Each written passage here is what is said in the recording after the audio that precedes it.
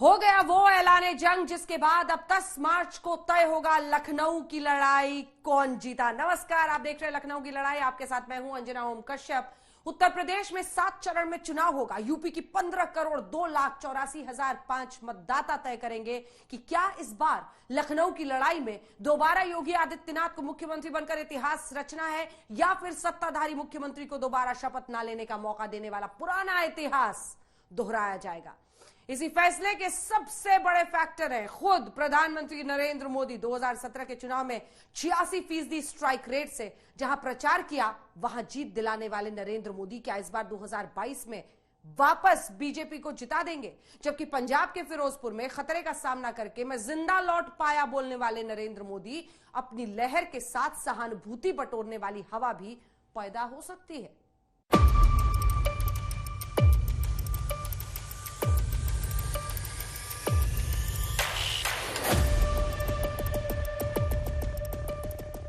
आजादी के बाद 1952 से उत्तर प्रदेश की सत्ता का ध्रुव केंद्र लखनऊ की ये विधानसभा, जहां 70 वर्ष में 21 चेहरे मुख्यमंत्री बनकर बैठ चुके हैं। 2022 में 22वां चेहरा कौन होगा? योगी आदित्यनाथ, अखिलेश यादव, मायावती, प्रियंका गांधी? ये तय करने में सबसे बड़ा फैक्टर है प्रधानमंत्री नरेंद्र मोदी। जिनके नाम की लहर होती है उसी लहर में जनता की सहानुभूति, प्रेम, पीएम के प्रति चिंता की भावनाएं भी अब क्या शामिल हो जाएंगी? ये मोदी 5 दशक तक बिना रुके, बिना थके, कभी थके बिना एकनिष्ठ, एक लक्ष्य, सिर्फ और सिर्फ भारत माता, उसके लिए जिए है। मैं भाइयों बहनों कुर्सी के लिए पैदा नहीं हुआ। मेरे देशवासियों, मैंने घर, परिवार, सब कुछ देश के लिए छोड़ा है। भावनाएं पत्थर को भी पिघला देती हैं। यहाँ तो वोटर का दिल जीतना है। नरेंद्र मोदी का जीवन चुनावी ऐलान से पहले ही पंजाब के फिरोजपुर में खतरे में आया, जहाँ से लौटकर उन्होंने कहा, मैं जिंदा लौट पाया। भले अभी 15 जनवरी तक उत्तर प्रदेश में चुनावी रैली, रोड शो पर रोक लगी हो, लेकिन नरेंद्र मोदी की जीवन सुरक्षा के लिए जिस तरह यूपी में मुख्यमंत्री वाराणसी में काल भैरव से लेकर काशी विश्वनाथ तक पूजन कर आए, तय है उत्तर प्रदेश के 7 चरणों के चुनाव में मोदी फैक्टर का एक हिस्सा मैं जिंदा लौट पाया की कहानी का भी जरूर होगा। न मुझे राज्य की कामना है, न मुझे मोक्ष की कामना है। मुझे उन दुखी दरिद्रियों की सेवा करना, यही मेरी कामना है। उसी कामना को लेकर के हम चले। मोदी अपने आप में एक मुद्दा क्यों इलेक्शन का बन जाते हैं? सबूत यह कि 2019 के लोकसभा चुनाव में पीएम मोदी के नाम पर वोट देने वाले देश में 32% और उत्तर प्रदेश में 26% लोग थे। जहां बीजेपी 100 में से 26 वोट अकेले नरेंद्र मोदी के नाम पर पाती हो, वहां 10 फरवरी से 7 मार्च तक 7 चरणों के चुनाव भले योगी के नाम पर हो, लेकिन चमत्कार के लिए चाल और चेहरा नरेंद्र मोदी का है। इसका फैसला 29 अक्टूबर को ही हो गया था। फिर से एक बार 24 में प्रधानमंत्री बनाना है तो 22 में फिर एक बार योगी जी को मुख्यमंत्री बनाना है।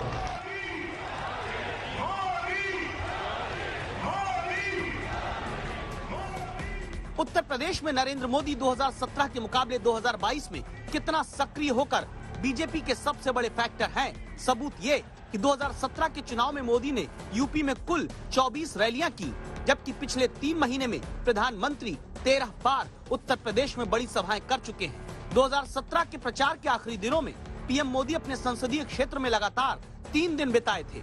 इस बार चुनाव की तारीखों का ऐलान बाद में हुआ। पहले ही प्रधानमंत्री न सिर्फ वाराणसी में 2 दिन लगातार रह आए, 10 दिन में 2 बार वाराणसी हो आए। प्रधानमंत्री का इतना फोकस साफ करता है कि लखनऊ की लड़ाई का जिम्मा वो अपने कंधे पर पहले ही ले चुके हैं। सबका साथ, सबका विकास, सबका विश्वास और सबका प्रयास की ये भाषा भी उनके सिलेबस में, उनकी डिक्शनरी में ये बातें है ही नहीं है। उनके सिलेबस में है माफियावाद, परिवारवाद, उनके सिलेबस में है घरों, जमीनों पर अवैध कब्जा। पहले की सरकारों के समय यूपी के लोगों को जो मिला और आज यूपी के लोगों को हमारी सरकार से जो मिल रहा है, उसका फर्क साफ है, उसका फर्क साफ है। 2014 के बाद हर राज्य के विधानसभा चुनावों को ध्यान में रखकर बीजेपी की रणनीति देखें तो यही पिरामिड है, जिसमें सबसे ऊपर होते हैं नरेंद्र मोदी, उनका नाम, फिर नरेंद्र मोदी की रैली, नरेंद्र मोदी का भरोसा, उसके बाद राष्ट्रीय मुद्दा, फिर क्षेत्रीय मुद्दे, फिर महिलाओं, गरीबों, ग्रामीणों के लिए योजनाएं। बीजेपी के इस पिरामिड की रणनीति में ज्यादातर चुनावों में राज्य का चेहरा प्लान का हिस्सा नहीं होता। वजह समझने लखनऊ चलिए। लखनऊ की इस लड़ाई में बीजेपी को मालूम है कि आमने सामने की लड़ाई का सीधा मतलब है वोटों का सीधा नुकसान, और बीजेपी राजस्थान, मध्य प्रदेश और छत्तीसगढ़ में इसके उदाहरण देख चुकी है। और तो और बंगाल में भी सीधी लड़ाई में बीजेपी चुनाव हार चुकी है। ऐसी स्थिति में अब इस किलेबंदी को लेकर प्रधानमंत्री ने अब पूरे चुनाव को सीधे अपने हाथ में ले लिया है। उत्तर प्रदेश पिछले 5 वर्षों के दौरान प्रधानमंत्री मोदी जी के मार्गदर्शन में, उनकी प्रेरणा से बदलाव और विकास की एक नई राह पर चला है। 10 मार्च 2022 को जब उत्तर प्रदेश विधानसभा चुनाव के परिणाम आएंगे तो भारतीय जनता पार्टी प्रचंड बहुमत के साथ जनता जनार्दन का आशीर्वाद प्राप्त करने में सफल होगी। निश्चित ही उत्तर प्रदेश से भारतीय जनता पार्टी की विदाई होनी है। 10 मार्च तक जनता को मौका मिला है फैसला लेने का, और जिस तरीके से भारतीय जनता पार्टी ने यहाँ के किसानों को दुखी किया, गरीब जनता को दुखी किया, अन्याय की सभी सीमा लांघ गए, नौजवानों को बड़े पैमाने पर बेरोजगारी में छोड़ दिया, किसान के हित के लिए कोई फैसला नहीं लिया। इसलिए 10 मार्च के बाद उत्तर प्रदेश से भारतीय जनता पार्टी का साफ होना तय है। प्रधानमंत्री मोदी अगर अक्टूबर से लेकर 13 बार यूपी आ चुके हैं, 8 दौरा अकेले पूर्वांचल का कर चुके हैं, तो मोदी की स्ट्रेटजी उत्तर प्रदेश के लिए एकदम क्रिस्टल क्लियर है, क्योंकि वो अपना स्ट्राइक रेट जानते हैं। 2017 में प्रधानमंत्री ने यूपी विधानसभा चुनाव के दौरान कुल 24 रैली की। 403 में से 118 विधानसभा सीटों को सीधे उन रैलियों से कवर किया। नतीजों ने बताया कि पीएम के प्रचार वाली इन सीटों में से 102 सीट पर बीजेपी जीत गई, यानी 86% का स्ट्राइक रेट। मतलब 100 सीट पर मोदी प्रचार को गए तो सिर्फ 14 सीट विरोधियों के हाथ लगी। इसीलिए उत्तर प्रदेश में 10 मार्च को कौन जीतेगा, इसे तय करने में नरेंद्र मोदी के नाम वाले फैक्टर को दरकिनार कोई नहीं कर सकता।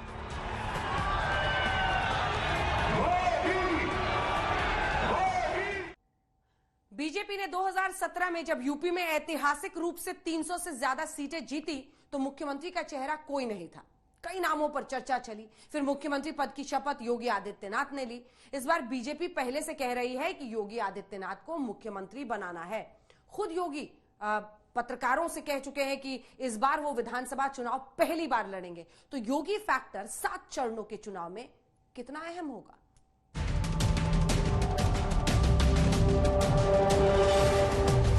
एक तरफ मोदी जी के नेतृत्व की भारतीय जनता पार्टी की सरकार और दूसरी तरफ वे लोग भी थे जो राम भक्तों पर गोलियां चलाते थे।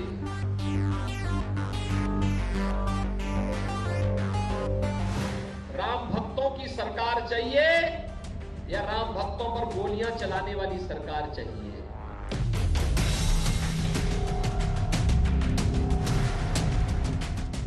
राम भक्तों की सरकार है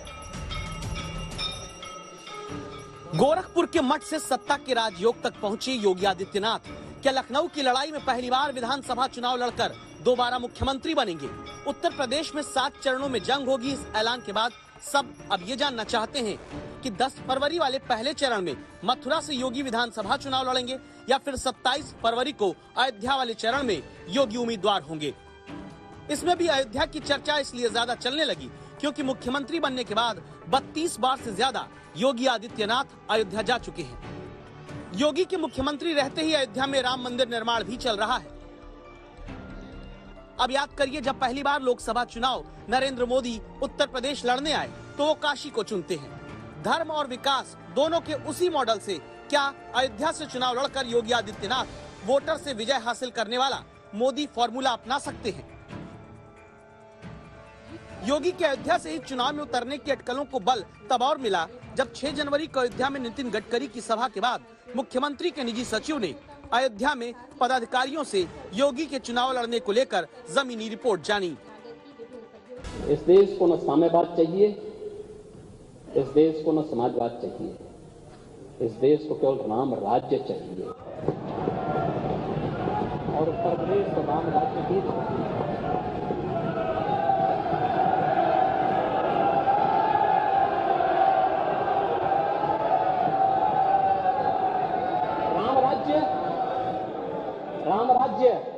राम राज्य का मतलब जो सार्वकालिक है, सार्वदेशिक है, सार्वभौमिक है और काल परिस्थिति से प्रभावित शाश्वत है, वही राम राज्य है।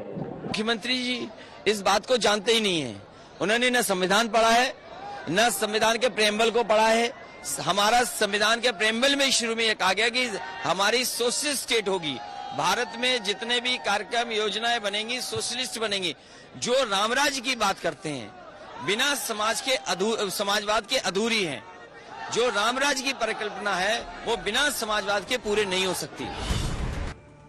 उत्तर प्रदेश के चुनाव में योगी फैक्टर कितना अहम है इस बात से समझ लीजिए कि दावा है कि पिछले 140 दिन में मुख्यमंत्री उत्तर प्रदेश के जिलों का 100 से अधिक बार दौरा कर चुके हैं। दिसंबर में योगी आदित्यनाथ 23 जिलों में जाकर लोकार्पण या शिलान्यास कर गए। नवंबर में 17 जिलों और अक्टूबर में 13 जिलों तक योजनाओं के प्रचार प्रसार में मुख्यमंत्री जा चुके हैं। योगी फैक्टर को इसीलिए मजबूत करते हुए खुद प्रधानमंत्री ने उत्तर प्रदेश के लिए उन्हें उपयोगी बताया। आज जब उस माफिया पर बुलडोजर चलता है,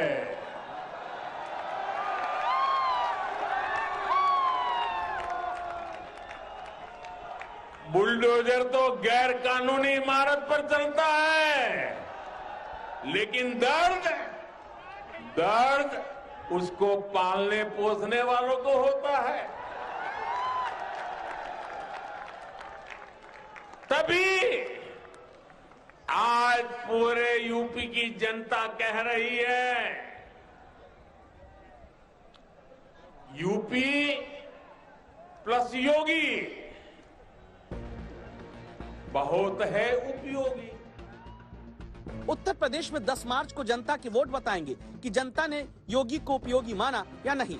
लेकिन चुनावी रणनीति के तौर पर देखें तो योगी इलेक्शन में वोट को किन फैक्टर से कंट्रोल करते हैं वो इस प्रकार हैं। पश्चिमी उत्तर प्रदेश में पलायन का मुद्दा, पूर्वी और सेंट्रल यूपी में माफियाओं पर बुलडोजर चलाने का मुद्दा, माफिया के कब्जे से जमीन छुड़ाकर गरीबों के लिए घर की योजना, ध्रुवीकरण वाली सीटों पर अब्बा जान वाला बयान, पश्चिमी यूपी में जिन्ना बनाम गन्ना की कहानी, अयोध्या के बाद मथुरा में कृष्ण जन्मभूमि को लेकर बयान देना। उत्तर प्रदेश पिछले 5 वर्षों के दौरान प्रधानमंत्री मोदी जी के मार्गदर्शन में, उनके प्रेरणा से बदलाव और विकास की एक नई राह पर चला है। 10 मार्च 2022 को जब उत्तर प्रदेश विधानसभा चुनाव के परिणाम आएंगे तो भारतीय जनता पार्टी प्रचंड बहुमत के साथ जनता जनार्दन का आशीर्वाद प्राप्त करने में सफल होगी। आज कोई व्यापारी और कोई हिंदू प्रदेश से पलायन नहीं करता है। आज पलायन होता है प्रदेश से पेशेवर अपराधी और माफियाओं का। तो बड़े बड़े भूमाफिया गरीबों की जमीनों पर कब्जा करते थे। जो भूमाफिया, जो खनन माफिया व्यापारियों का अपहरण करते थे, जबरन खनन करने का कार्य करते थे, आज जब उनकी अवैध कमाई पर सरकारी बुलडोजर चल रहा है, उनको भी लगता है कि अवैध कर रहे कार्य का नतीजा भी अवैध तरीके से उसका निस्तारण भी हो जाता है। योगी आदित्यनाथ सिर्फ अपनी हिंदुत्ववादी छवि के दम पर ही वोट खींचने वाले बड़े फैक्टर नहीं हैं, बल्कि योगी मुख्यमंत्री के तौर पर विपक्ष के तीरों को भी अपने फैसलों से काट रहे हैं। यूपी के चुनाव में प्रियंका गांधी ने इंटर की छात्राओं को फ्री स्मार्टफोन और स्कूटी देने का वादा किया। अखिलेश पहले ही फ्री लैपटॉप योजना दोबारा शुरू करने की घोषणा कर चुके थे। योगी आदित्यनाथ ने 25 दिसंबर को 60,000 छात्रों को स्मार्टफोन, 40,000 छात्रों को टैबलेट बांटे। 31 दिसंबर को 80,000 आशा बहुओं को स्मार्टफोन बांट दिए। अखिलेश यादव ने गरीब परिवारों को 300 यूनिट फ्री बिजली और सिंचाई के लिए किसानों को फ्री बिजली देने की घोषणा की। इस दौड़ में दिल्ली के मुख्यमंत्री अरविंद केजरीवाल भी फिर शामिल हुए। उन्होंने दिल्ली की तरह फ्री बिजली पानी की बात उत्तर प्रदेश में कही। किसानों का बिजली बिल माफ करने की बात भी केजरीवाल ने कही। इन घोषणाओं के बाद मुख्यमंत्री योगी आदित्यनाथ ने किसानों को बिजली पर 50% छूट देने का ऐलान कर दिया। जब बिजली ही नहीं दोगे तो फ्री की बात कहां से आएगी? तुम तो शोषण कर रहे हो जनता का। बिजली नहीं दोगे लेकिन मीटर का किराया लोगे। ये फिक्स चार्ज पब्लिक से लेते थे, किसानों से लेते थे। हमारी सरकार ने जो फिक्स चार्जेस थे उसको हाफ किया है। पर यूनिट बिजली हमें 7 रुपए में पड़ती, हम 3 रुपए में किसान को देते थे, हमने उसको भी हाफ किया है। 10 मार्च का इंतजार जनता को था। ये वो तारीख होगी जिस दिन भारतीय जनता पार्टी की उत्तर प्रदेश से विदाई होगी। योगी आदित्यनाथ अगर 10 मार्च को आने वाले चुनावी नतीजे में बीजेपी को जिताकर मुख्यमंत्री बनते हैं तो ये फिर इतिहास ही होगा, क्योंकि उत्तर प्रदेश की जनता पिछले 3 दशक में सत्ता पर बैठे सीएम को दोबारा शपथ नहीं लेने देती। धार्मिक मसलों पर राजनेताओं का थोड़ा या बहुत ज्यादा प्रभाव रहना ही चाहिए। ये अमेरिकी रिसर्च एजेंसी के मुताबिक भारत में हिंदुओं में 64% और मुस्लिमों में 61% आबादी की राय है। क्या यही कारण है कि हर चुनाव में विकास के मुद्दे ओझल हो जाते हैं? चुनावी तराजू पर धर्म के नाम पर ध्रुवीकरण का पलड़ा भारी होने लगता है। यूपी में चुनाव का ऐलान अब हुआ है। पहले ही एक तरफ विकास का एक्सप्रेस तो दूसरी तरफ धर्म की गलियों में लखनऊ की लड़ाई लड़ी जानी शुरू हो गई थी।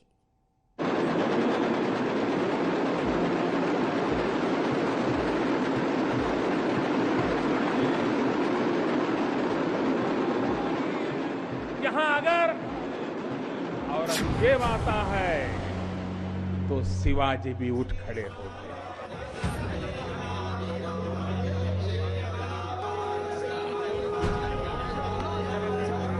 इस देश को न साम्यवाद चाहिए, इस देश को न समाजवाद चाहिए, इस देश को केवल राम राज्य चाहिए।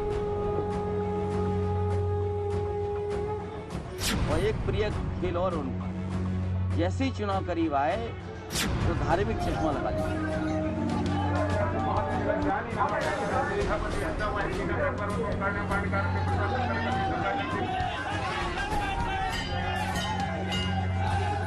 आप सब हिंदू हो, हिंदुत्ववादी नहीं। और ये देश हिंदुओं का देश है।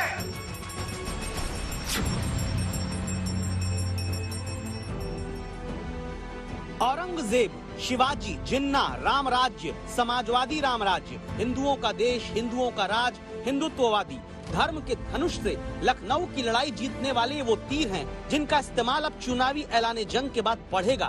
तय है चुनाव गर्म होगा, मुद्दा धर्म होगा। जिसने संस्कृति को कट्टरता से कुचलने की कोशिश की, लेकिन इस देश की मिट्टी बाकी दुनिया से कुछ अलग है। यहां अगर औरंगजेब आता है तो शिवाजी भी उठ खड़े होते हैं। एक तरफ रिमोट के बटन दबाते प्रधानमंत्री, दूसरी तरफ विकास की योजनाओं का पर्दा खोलते मुख्यमंत्री। 3 महीने की 6 तस्वीरें देखिए। 20 अक्टूबर से 11 दिसंबर के बीच कुशीनगर में अंतर्राष्ट्रीय एयरपोर्ट, सिद्धार्थनगर से 9 मेडिकल कॉलेज, सुल्तानपुर में पूर्वांचल एक्सप्रेस, झांसी में डिफेंस कॉरिडोर, गोरखपुर में एम्स और खाद कारखाना, वाराणसी में काशी विश्वनाथ धाम का लोकार्पण। विकास और धर्म के तराजू को तौल कर देखें तो पता चलता है 3 महीने में 30 से ज्यादा लोकार्पण, उद्घाटन, शिलान्यास किए गए हैं। तो अक्टूबर से अब तक 10 से ज्यादा बड़े आयोजन यूपी में ऐसे भी हुए जिनकी जमीन धर्म है। अयोध्या में देव दीपावली से लेकर केदारनाथ और काशी तक। क्या बीजेपी के लिए विकास भी एजेंडे में है और धर्म भी? बिना दोनों के इस्तेमाल किए लखनऊ की लड़ाई अधूरी है। एक्शन के माध्यम से करोड़ों हिंदुओं का कत्लेआम कराने वाला जिन्ना भारत का आदर्श कभी नहीं हो सकता है, कभी नहीं हो सकता।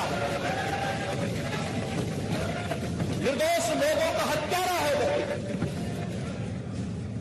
लेकिन जिन्ना तो महिमामंडित अपने क्षणिक वोट बैंक के स्वार्थों के लिए, इससे ज्यादा शर्मनाक कुछ नहीं हो सकता। अब मुख्यमंत्री जी कोई खेल ही नहीं खेलना जानते हैं, केवल झूठ बोलना जानते हैं, जनता को गुमराह करना जानते हैं। और एक प्रिय खेल और उनका, जैसे ही चुनाव करीब आए तो धार्मिक चश्मा लगा लीजिए, हर चीज धार्मिक चश्मे से देखिए। धर्म के मुद्दे पर अगर बीजेपी वोटों को अपने पाले में लाना चाहती है तो धर्म का ही सहारा अखिलेश यादव भी लेते हैं। मंडल की राजनीति करने वाले दल कमंडल के सहारे परशुराम का फरसा हाथ में लेकर 2 करोड़ ब्राह्मण वोटर पर नजर डालते हैं। हर दल को ऐसी जरूरत क्यों पड़ती है, एक्सपर्ट से सुनिए। दशकों से ये देखा जा रहा है, पार्टियों ने अनुभव किया है, अगर आपने सिर्फ विकास पर ध्यान दिया और विकास के मुद्दे पर चुनाव लड़ा तो शायद जीत का दावा ठोकना मुश्किल है पार्टियों के लिए। ऐसा लगता नहीं है पार्टियों को कि अगर आपने सिर्फ विकास किया तो आपकी जीत पक्की है। इस वजह से पार्टियां विकास तक का काम तो करती हैं, लेकिन जब चुनाव आता है तो विकास के साथ उन्हें और कुछ चीजें तलाशनी होती हैं जो पार्टी को जीत दिला सके। कुछ पार्टियां गठबंधन का सहारा लेती हैं, कुछ जातीय गठबंधन करती हैं, तो कुछ धर्म के आधार पर वोटरों को मोबिलाइज करने का एक तरह से कार्यक्रम बनाती है, उसको सहारा लेती है। दरअसल गलती सिर्फ राजनीतिक दलों की नहीं, अमेरिकी प्यू रिसर्च सेंटर के आंकड़े कहते हैं हिंदुओं में 64% और मुस्लिमों में 61% लोगों की राय है धार्मिक मसलों पर राजनेताओं का थोड़ा या बहुत ज्यादा प्रभाव रहना ही चाहिए। 59% ग्रेजुएट भारतीय मानते हैं धार्मिक मामलों में राजनेताओं की दखल होनी चाहिए। 66% हिंदुओं की राय है उनका धर्म एकदम अलग। ठीक इसी तरह 64% मुस्लिम भी अपने संप्रदाय को दूसरों से पूरी तरह अलग मानते हैं। 74% मुस्लिमों ने पारिवारिक विवाद, तलाक जैसे मसलों में अपने लिए अलग धार्मिक अदालत की बात सर्वे में कही। संविधान कहता है राज्य का अपना कोई धर्म नहीं होता, राज्य लोक कल्याणकारी होता है, लेकिन नागरिकों का धर्म होता है। उसी धर्म की भावनाओं से चुनाव गर्म होगा चरण दर चरण। बीजेपी के पास मोदी है, योगी है, अमित शाह है, केशव प्रसाद मौर्य है। अखिलेश यादव के पास क्या है? जवाब है छोटे छोटे दलों का वो साथ जिसमें कभी बीजेपी 2017 में बड़ी लड़ाई हर सीट पर जातियों के वोट से जीती थी। 48 साल के अखिलेश यादव के लिए 2022 की चुनावी लड़ाई करो या मरो जैसी है। 5 साल के राजनीतिक वनवास के बाद अगर सत्ता में वापसी हुई तो अखिलेश यादव के लिए जीत बहुत बड़ी होगी। राष्ट्रीय राजनीति में अखिलेश यादव का कद बहुत बढ़ जाएगा, वरना 2017 और 19 के बाद अखिलेश का तीसरा प्रयोग भी फेल हो जाएगा।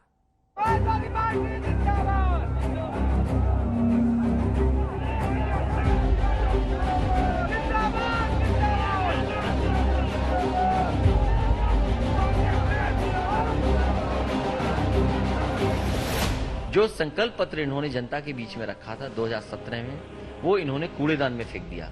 इसलिए पूरी तरीके से उत्तर प्रदेश की जनता इनको इस बार हटाने का काम करेगी। 10 मार्च में उत्तर प्रदेश से भारतीय जनता पार्टी का सफाया होगा। उत्तर प्रदेश में ऐलाने जंग होने के साथ ही अपना खोया हुआ गढ़ पाने के लिए इन्हीं शब्दों के साथ अखिलेश यादव हुंकार भरते हैं। अखिलेश 22 में बदलाव और 22 में बाइसिकल के नारे के साथ विजय रथ पर सवार है। लाल टोपी पर प्रधानमंत्री की टिप्पणी से लेकर समाजवादी इत्र पर उठे सवालों पर अखिलेश फ्रंट फुट पर बैटिंग करते दिख चुके हैं। एक तरफ पूरी बीजेपी की चुनावी मशीनरी, दूसरी तरफ अकेले ताल ठोकते अखिलेश यादव। लाल टोपी वालों को सरकार बनानी है, आतंकवादियों पर मेहरबानी दिखाने के लिए, आतंकियों को जेल से छुड़ाने के लिए।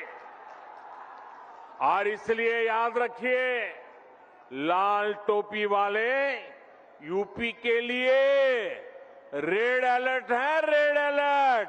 2017 से पहले भ्रष्टाचार का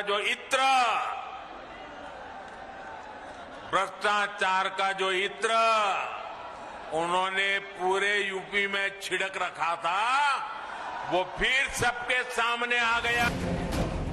क्या 2022 के चुनाव में अखिलेश यादव बीजेपी को उसी के हथियार से लड़ पाएंगे? सब मिल गए, एक साथ हो गए। ये बहुरंगी जो इंद्रधनुष बनाया है, यही भारतीय जनता पार्टी का सफाया करेगी। वो एक रंग वाले लोग क्या किसी के जीवन में रंग लाएंगे? क्या उत्तर प्रदेश में पूरब से पश्चिम तक किलेबंदी कर रहे अखिलेश बीजेपी का खेल रोक पाएंगे? के समाज को जो धोखा देने का काम किया है, आपके समाज का जो हक छीनने का काम किया है, यही समाज के लोग मिलकर के डॉक्टर संजय सिंह चौहान के अपील पर भारतीय जनता पार्टी को उत्तर प्रदेश से हटाने का काम करेंगे। 2022 के उत्तर प्रदेश चुनाव में बीजेपी और समाजवादी पार्टी में सीधी टक्कर। इस जंग को जीतने के लिए बीजेपी विकास और डबल इंजन की सरकार पर चलती है। जिस समय वोट डाला जाएगा तो एक वोट तो ये डालेंगे अपने अपमान का जो धोखा दिया है, और दूसरा वोट साइकिल की रफ्तार बढ़ाने के लिए वोट डालेंगे। कि यहीं से दरवाजा खुला था भारतीय जनता पार्टी का, यहीं से सत्ता में पहुंचे हैं। इस बार उत्तर प्रदेश की जनता ने तय किया, यहीं से दरवाजा बंद होगा और सत्ता से बाहर होंगे। ये चुनाव जो 22 का होने जा रहा है, वो मामूली चुनाव नहीं है। अखिलेश ने अपने चुनावी अभियान को धार देने के लिए कई मोर्चों पर प्लानिंग की। अखिलेश मौजूदा योगी सरकार की नीतियों पर आक्रामक है। लखीमपुर खीरी कांड को अखिलेश ने चुनावी मुद्दा बनाया। महंगाई बेरोजगारी के मुद्दे पर चुनावी अभियान केंद्रित कर रखा है। जिन्ना पर दिए बयान पर विवाद को देखते हुए रणनीति बदल दी। यूपी में अपने कार्यकाल के दौरान किए गए काम गिनाते हैं। मुफ्त बिजली से लेकर मुफ्त लैपटॉप देने का वादा कर चुके हैं। पार्टी के फैसले पर बाद में विधानसभा चुनाव भी लड़ सकते हैं। अब इलेक्शन कमीशन ने जो नियम बनाए, उन नियमों का पालन समाजवादी पार्टी करेगी, और जो भी नियम उसके बाद बनेंगे उनको भी पालन कर करके चुनाव लड़ेगी। जहां तक सवाल भारतीय जनता पार्टी का है, क्योंकि डिजिटल प्लेटफॉर्म पर, चैनलों पर हावी भारतीय जनता पार्टी है, उन पर काबिलियत है, या उनकी सरकारें ऐसी थी जो आज उनके पास ज्यादा स्पेस है। कम से कम इलेक्शन कमीशन ये तय करे कि जो नेशनल चैनल्स हैं उन पे रीजनल पार्टीज को भी स्पेस मिले। इतना ही नहीं, पूरब से पश्चिम तक बीजेपी की घेराबंदी के लिए अखिलेश ने इस बार छोटे दलों को अपने साथ जोड़ा। यहां तक कि चाचा शिवपाल भी अब भतीजे अखिलेश की गद्दी पर बैठने के लिए मान गए। 2017 के चुनाव में मिली हार के बाद अखिलेश यादव जो बात अच्छे से सीख चुके हैं, वो ये कि बिना छोटे दलों को साथ लिए अपने दम पर बीजेपी को नहीं हरा सकते।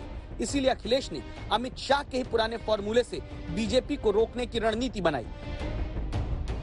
बीजेपी की पश्चिम से पूरब तक की घेराबंदी के इस गेम प्लान में अखिलेश की टीम के पहले सदस्य हैं जयंत चौधरी, जिनके साथ मिलकर अखिलेश पश्चिमी उत्तर प्रदेश में बीजेपी को हराना चाहते हैं। पूर्वी उत्तर प्रदेश को ध्यान में रखकर अखिलेश ने ओम प्रकाश राजभर की सुहेलदेव भारतीय समाज पार्टी, डॉक्टर संजय सिंह चौहान की जनवादी पार्टी सोशलिस्ट, कृष्णा पटेल की अपना दल के को साइकिल के साथ जोड़ा है। वहीं रोहिलखंड के लिए उन्होंने महान दल के केशव देव मौर्य से गठबंधन किया।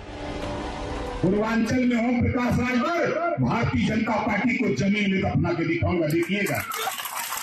इन्हें घमंड हो कि कोई काम बोले हिंदू खतरे में नहीं साथी, भारतीय जनता पार्टी की उसी खतरे में है, 2022 में जाने वाली है।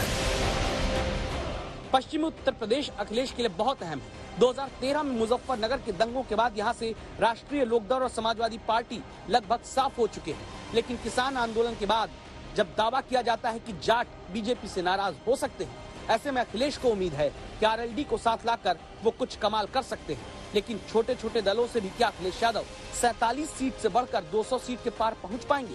क्योंकि अब तक तो अखिलेश यादव मुस्लिम यादव समीकरण के दम पर ही बड़ा वोट शेयर पाते रहे।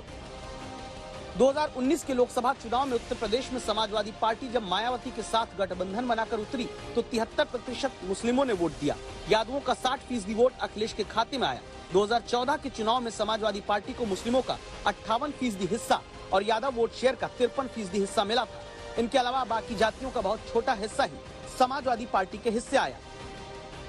अभी जब यूपी में बहुसंख्यक वोट का बड़ा तबका बीजेपी के साथ 2014 से चुंबक की तरह जुड़ा हुआ है, तो अखिलेश यादव क्या करेंगे? समाजवादी पार्टी की बदली रणनीति समझने के लिए एक बयान सुनते हैं।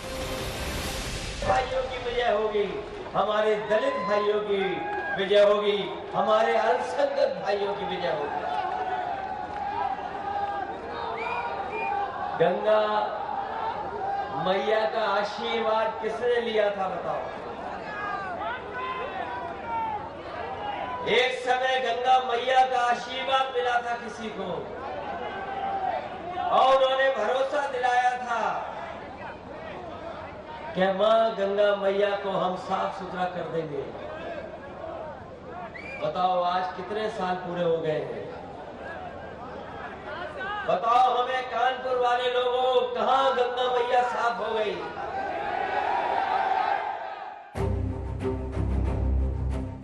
पिछड़े, दलित और गंगा मैया ये वो शब्द हैं जो पहले दावा है कि प्रमुखता से समाजवादी पार्टी के कैंपेन में नजर नहीं आते रहे। दावा है कि अखिलेश यादव ने प्रमुखता से अब दलित, ओबीसी और सवर्ण वोट में बड़ी सेंध लगाने की कोशिश शुरू की है। चुनावी सोशल इंजीनियरिंग के जरिए अखिलेश यादव ने बीजेपी के कोर वोट बैंक में सेंध लगाने वाला पासा अभी पिछले ही हफ्ते फेंका। ये तस्वीर देखिए, एक हाथ में भगवान परशुराम का फरसा, दूसरे हाथ में श्री कृष्ण के सुदर्शन चक्र को लेकर ब्राह्मण समाज को साथ जोड़ने की कोशिश है। वैसे समाजवादी पार्टी ने बीजेपी को हराने के लिए 2017 में कांग्रेस और 19 में मायावती से गठबंधन किया। इन दोनों ही गठबंधन का प्रयोग फेल हुआ। ऐसे में समाजवादी पार्टी में इस बात को लेकर बहस हो रही है कि जब बड़े दलों के वोट को पार्टी अपनी तरफ नहीं ला सकी, तो क्या छोटे दलों के गठबंधन से फायदा मिलेगा?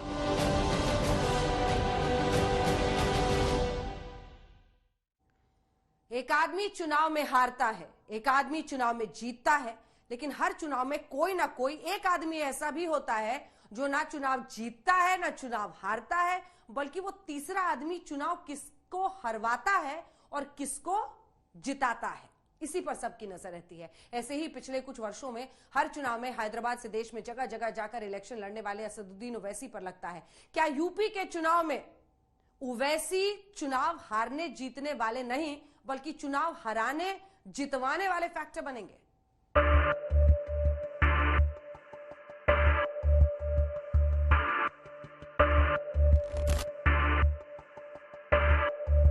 नाम Asaduddin Owaisi, party AIMIM, target Uttar Pradesh में पैठ जमाना।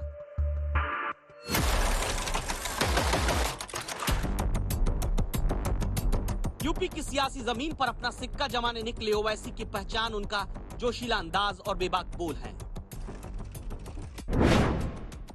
जब हर समाज का लीडर है तो मुस्लिम समाज का लीडर क्यों नहीं होगा? हर समाज का नेता है क्यों नहीं होगा? आसिम नक्कार ने कहा कि डिप्टी चीफ मिनिस्टर, बोलो अखिलेश तुम मुसलमान को डिप्टी चीफ मिनिस्टर बनाओगे डिप्टी चीफ मिनिस्टर? अगर तुमको सत्ता मिलती है तो क्या तुम डिप्टी सीएम बनाओगे? नहीं बनाओगे। किसको बनाएंगे? जाट को बनाएंगे। किसको बनाएंगे? जाट को बनाएंगे। ये तय हो गया। मगर मुसलमान 19% में उससे कहेंगे कि तुम अभी रुक जाओ, बीजेपी को हराना है। अरे क्या बीजेपी को हम नहीं हरा सकते? हर टीवी के इंटरव्यू में असदुद्दीन ओवैसी के मजनू बन चुके हैं और बार बार लैला को याद करते हैं। हमेशा शेरवानी में नजर आने वाली असदुद्दीन ओवैसी का गढ़ हैदराबाद है, लेकिन प्लान पूरे हिंदुस्तान पर अपनी पार्टी का परचम लहराना। मकसद की तरफ बढ़ते ओवैसी ने यूपी चुनाव को बड़े प्रयोग के लिए चुना, इस उम्मीद में कि 19% मुसलमान उनके भाग्य विधाता बन जाएंगे। किसने तोड़ा बाबरी मस्जिद को? क्या कोई समाजवादी का बोल सका? क्या कोई बीएसपी का बोल सका?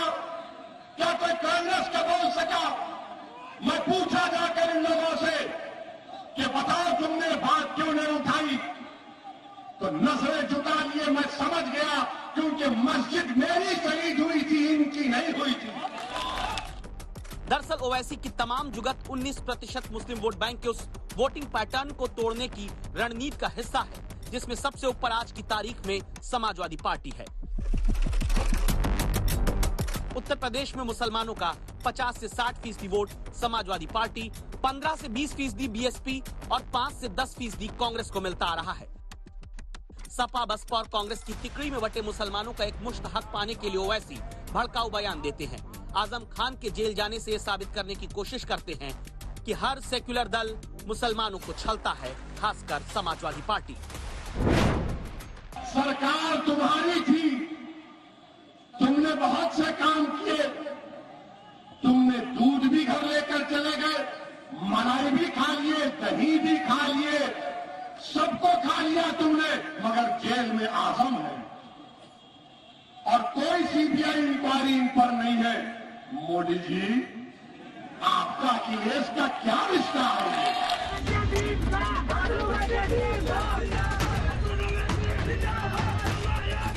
उत्तर प्रदेश की 105 सीटों पर हर 100 में 20 वोट की ताकत रखने वाली मुस्लिम आबादी के बीच जब भी ओवैसी जाते हैं, उनकी हर बात धर्म से शुरू होकर धर्म पर खत्म होती है। ओवैसी ऐसी 100 सीटों पर अपने उम्मीदवार उतारेंगे। सवाल ये कि ओवैसी की सियासी पतंग कितना ऊपर जाएगी। उत्तर प्रदेश की कुल 403 विधानसभा सीट में 137 मुस्लिम बाहुल्य है। 47 सीट ऐसी जहां 30% से ज्यादा मुस्लिमों की आबादी।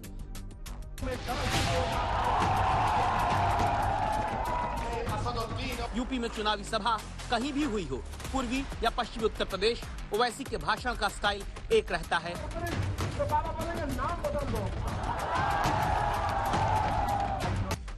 सबसे पहले ओवैसी मुसलमानों से कहते हैं, आपकी अनदेखी हुई। मुस्लिम आबादी को फिर एहसास कराते हैं, जिन्हें तुमने वोट दिया उनसे धोखा मिला। फिर ओवैसी इस बात पर जोर देते हैं कि मैं वोट काटने वाला नहीं हूं। इसके बाद ओवैसी बीजेपी और संघ पर निशाना साधते हैं। मुस्लिम मतदाताओं को फिर उनकी ताकत याद दिलाते हैं। इसके बाद किसी धार्मिक विवाद पर नब्ज दबाकर भड़काऊ बयान के आरोपी बन जाते हैं। जब तुम डर को निकालोगे अपने दिलों से उत्तर प्रदेश के मुसलमानों, तुम्हारी क़यादत उसी दिन बन जाएगी। बीजेपी का डर किसी और को दिखाओ। 7 साल से मोदी प्रधानमंत्री है और अखिलेश की कैबिनेट का सबसे बड़ा मुस्लिम मंत्री जेल में है और अखिलेश को मोदी कुछ नहीं करते। कौन भी टीम है अब? कौन मिला रहा है? ओवैसी की लाइन एकदम क्लियर है। तभी तो जब मुख्यमंत्री योगी आदित्यनाथ 300 सीट से ज्यादा सीटों पर जीतने का दावा करते हैं, जब अखिलेश 400 सीट की हुंकार भरते हैं, तब उत्तर प्रदेश में 2017 में 1% वोट भी न जुटा पाने वाले ओवैसी मुस्लिम मतदाताओं के बीच एक सपने की पतंग उड़ाते हैं। सपना यूपी में मुस्लिम मुख्यमंत्री का। याद रखो मेरी इस बात को, हमेशा योगी मुख्यमंत्री नहीं रहेगा।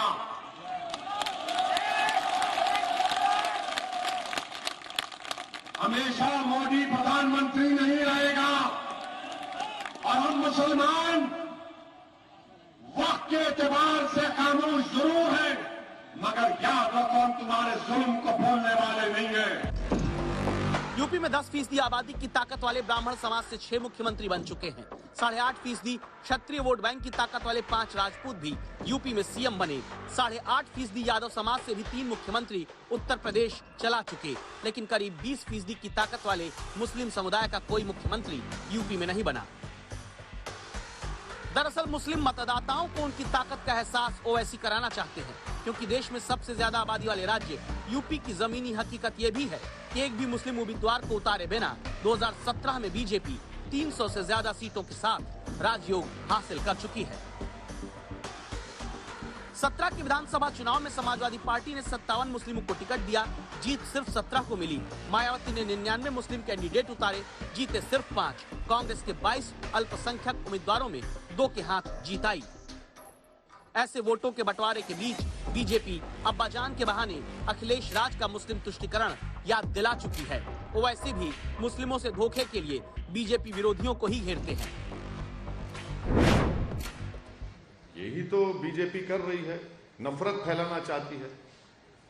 उस्ताद बिस्मिल्लाह खान का नाम तो नरेंद्र मोदी ले लिए, तो उस्ताद बिस्मिल्लाह खान बांसुरी नहीं बजाएंगे, नाम तो ले लिए, मगर ये क्या पोस्टर है फिर?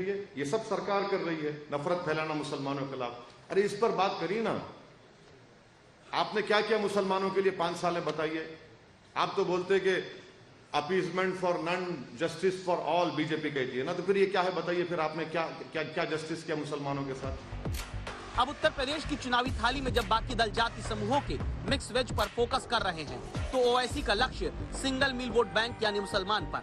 मुस्लिम वोट बैंक पाने की होड़ में वोट काटने वाले वोट कटवा की छवि ओवैसी की सबसे बड़ी दुश्मन है। जानकार मानते हैं कि ओवैसी की सियासी महत्वाकांक्षाएं बीजेपी की राह में फूल का काम करेंगी और बीजेपी को सीधी टक्कर दे रही समाजवादी पार्टी की राह में पत्थर का। यहाँ ओवैसी की कोशिश समाजवादी पार्टी के मुस्लिम यादव वोट बैंक को तोड़कर अपनी सियासी जमीन बनाना है। सवाल ये है, क्या लखनऊ की लड़ाई में मुस्लिम मुख्यमंत्री का सपना दिखाकर ओवैसी अपना खेल बनाने से ज्यादा किसी का खेल बिगाड़ने वाले हैं?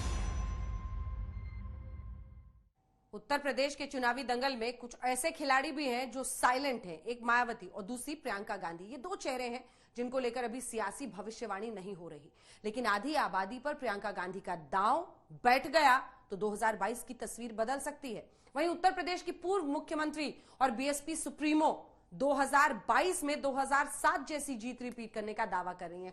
यूपी चुनाव में प्रियंका और मायावती का फैक्टर समझे बिना यूपी चुनावी की जो पूरी पिक्चर है वो अधूरी रह जाएगी, इसलिए देखिए।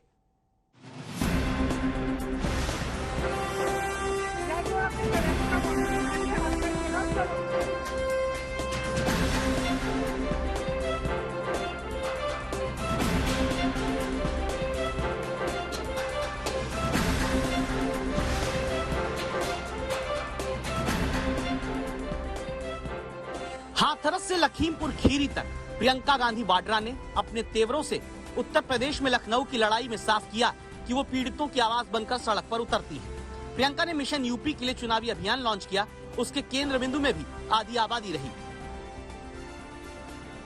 और अगर हम सब महिलाएं ये समझ लें, एकजुट हो जाएं, तो एक इतना बड़ा फोर्स बनेगा कि हम समाज को, राजनीति को, अपने भविष्य को खुद बदल पाएंगे। अत्याचार हो रहा है, बलात्कार हुआ है, अपराधियों पर आप एक्शन नहीं ले रहे हैं, उल्टा आप महिला के परिवार पर और महिला पर आरोप लगा रहे हैं। और उस परिवार पर क्या नहीं बीता, उन परिवारों पर क्या नहीं बीता, मैं बता भी नहीं सकती। इस मेरे पर, मुझ पर, मेरी राजनीति पर भी एक बहुत बहुत गहरा प्रभाव पड़ा है इन एक्सपीरियंसेस से। लड़की हूँ लड़ सकती हूँ के स्लोगन के साथ प्रियंका का चुनावी अभियान आगे बढ़ रहा है।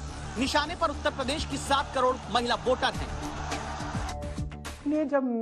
जब हमने ये अपनी कैंपेन शुरू की, ये लड़की हूँ लड़ सकती हूँ, और आगे आप देखेंगे कि हमारी 1-2 और कैंपेन्स भी हैं, सिर्फ सकारात्मक कैंपेन्स हैं। हम नहीं चाहते कि हम किसी भी नकारात्मक बात में पड़ें। हमें परवाह ये है कि हम विकास कैसे लाएंगे, हमें परवाह ये है कि हम महिलाओं को सशक्त कैसे करेंगे, हमें परवाह ये है कि हम नौजवानों को रोजगार कैसे दिलाएंगे। पुराना व्हाट्सएप मैसेज है कि भले इलेक्शन 7 चरणों में हो रहा है, लेकिन असल में हर चुनाव 2 चरण में होता है। पहले नेता जनता के चरण में और फिर जनता नेता के चरण में। लखनऊ की लड़ाई में हुए ऐलान जंग के बाद फिलहाल पहला चरण शुरू हो चुका है। 10 मार्च को फैसला आने तक लगातार आज तक पर आप चुनाव की हर खबर पूरे विश्लेषण के साथ देख सकते हैं। नमस्कार, आप देखते रहिए आज तक।